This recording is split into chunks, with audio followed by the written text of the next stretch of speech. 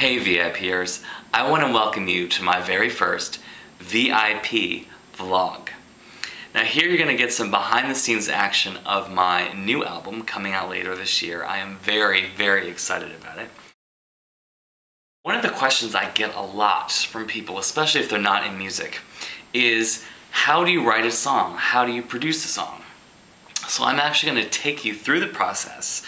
What sometimes takes me many months, you are going to get to see in just a few minutes all come together.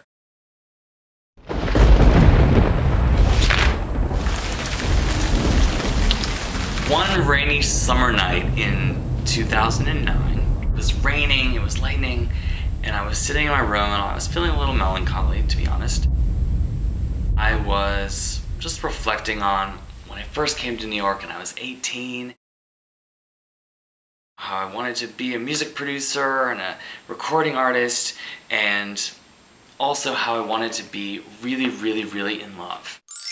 And all the sort of expectations and excitement you have coming to the big city for the first time. So I began writing this very personal song about both wanting to be seen by the public for my work, but also wanting to be seen by someone who really loved me.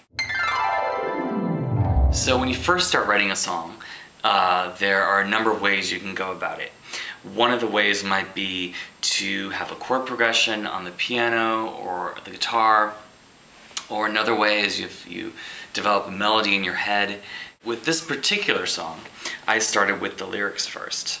So I actually started at the computer keyboard. Started writing the chorus first, and then once I had the chorus I started to hum a little melody along to that. Oh, can you see me shine? Will our stars align? In the city, in the city. So once I had the idea for the chorus, I went from my computer keyboard to my piano keyboard, and there I began plotting the chord progression to go along with the lyrics and melody. Oh, can you see me shine? Will our stars align? In the city, in the city. Oh, can you see me shine against the neon lights? In the city, in the city. I wanted to write something like if Burt Bacharach wrote a really modern song. So that was sort of my initial inspiration. I rolled that song around in my head for many weeks and continued to write the lyrics and expand the melody, and I got my inspiration walking around the streets of New York. So once I had that, I began recording a rough version to get all the ideas down.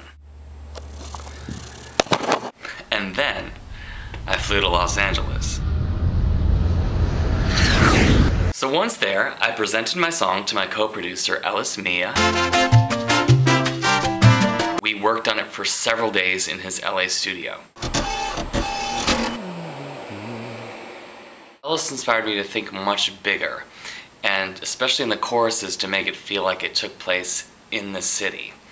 So we put in big horn arrangements and so much stronger percussion.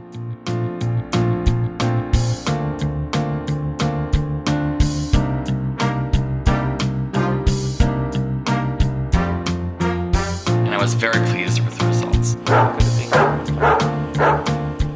We worked together to program and synthetically arrange what I would later produce live in New York City. So I flew back to New York City and went to my friend John Capp's studio. There he played many of the live instruments that were originally arranged in Los Angeles, including guitars, bass, percussion, and even the glockenspiel. We even got together a live brass section for the horn parts. So here is a clip you can see just a few of the horn players.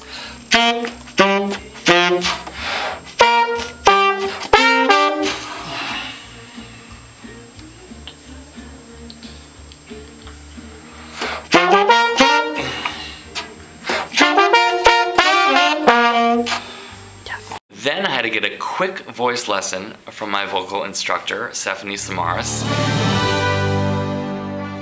And she helped me with my phrasing, and she helped me create a really solid vocal. Final step, in my home studio, I produced the final vocals, the backgrounds, and even put together a choir. In the city. Then I went to a mixing studio in Gramercy Park, where my friend Alan mixed the song.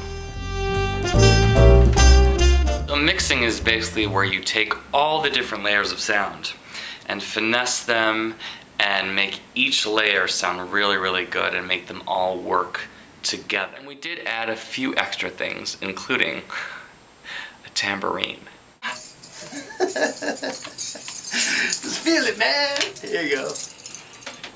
Let me just drop some LSD real quick. Here we go. Is that working? Yes. Pop it in that. That's fine. 1, 2.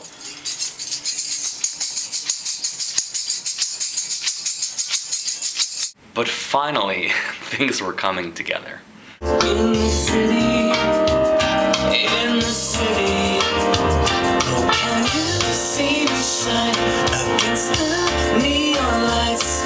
In the city,